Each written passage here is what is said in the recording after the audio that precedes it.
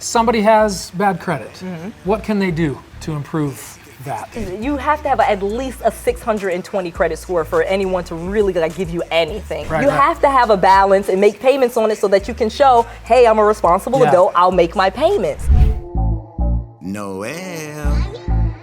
Yeah, she can fix that. If you gotta get it done, all you need to do it better. Well, she can fix that. Yeah, she can fix that. Investment to get back, trying to get a big stack. She can fix that.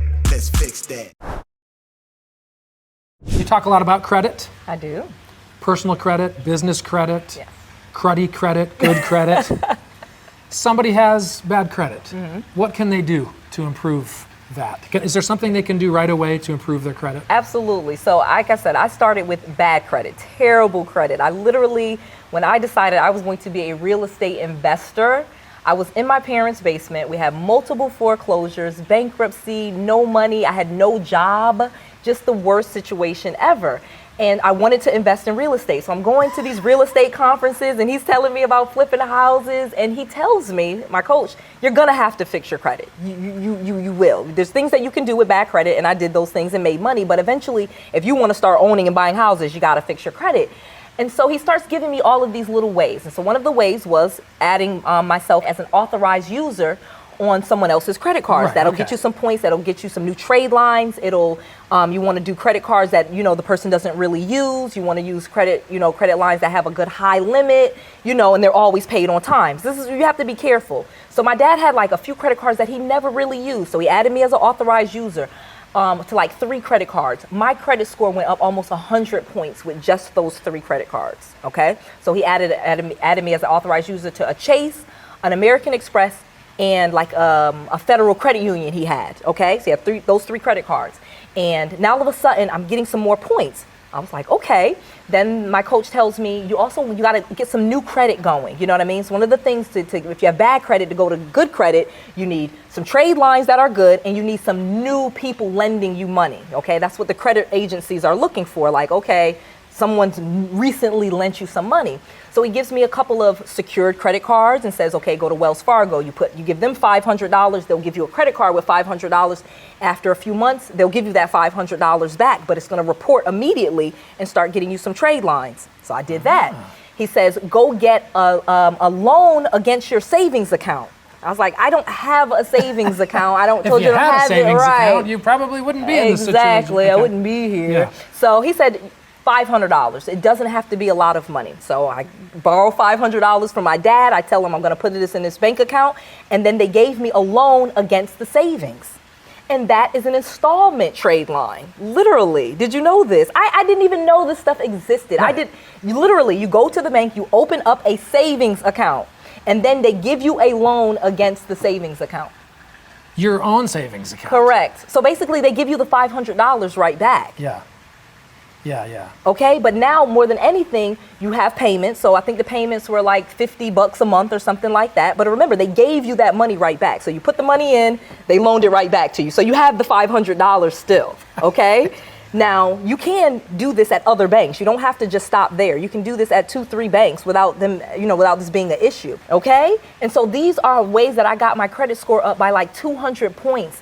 In a couple of, maybe 6 months, 6-7 months. So you went from literally worse than zero, whatever it is. Yeah, I was like under. Yeah, I was like under. I was like right.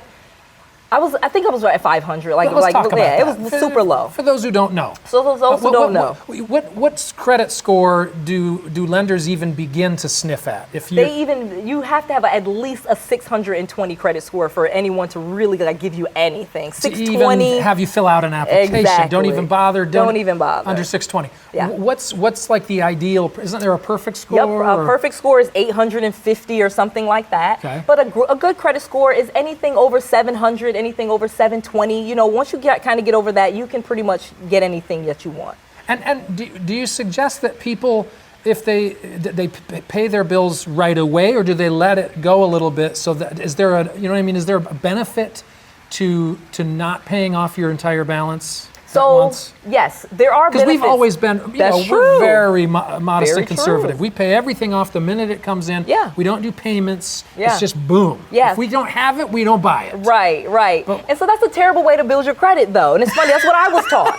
If you can't afford it, don't buy it. So then you can't have good credit that way. Yeah, right. You have to have a balance and make payments on it so that you can show, hey, I'm a responsible adult, I'll make my payments. So it depends on what your goal is. If you have bad credit and you're trying to go from bad credit to good credit, you're going to have to keep a balance because you're wanting to show the credit bureaus that you make your payments on time. And so, you're paying money on interest, which is what everyone's trying to avoid. I don't want to pay any interest.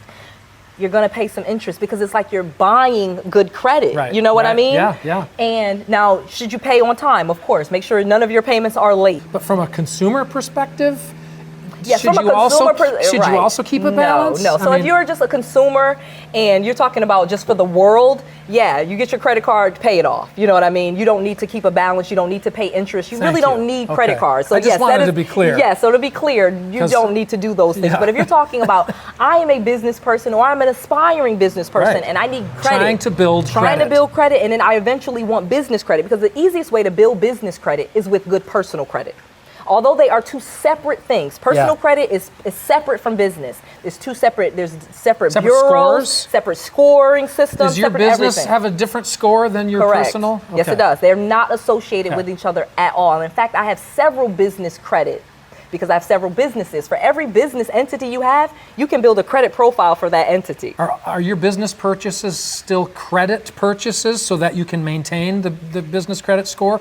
Or are you at a point where you go, we want this property, write a check? No, I still use credit for most of the things. I just don't feel... Even though you don't have to, right? I love keeping a lot of capital. And I feel like most big businesses, and people don't realize how much credit Walmart has or Target. You know what I mean? They would never drives the economy Exactly. Why would they take their capital and use that when they could get credit from all of those vendors and fill up their aisles? So think about a Walmart, an empty Walmart. In order to fill up all of those aisles, they have vendors filling up those aisles with their products and they pay them on credit. They don't buy all that stuff from them. Sure. So that's the same way that I feel that we as entrepreneurs should think. We should think in a much bigger way. We shouldn't think about the money that we have and the money that our business makes, and that's the money we really should use a lot of credit, because as a business, you can grow your business so much faster with money from the bank than using your own profits. Use credit.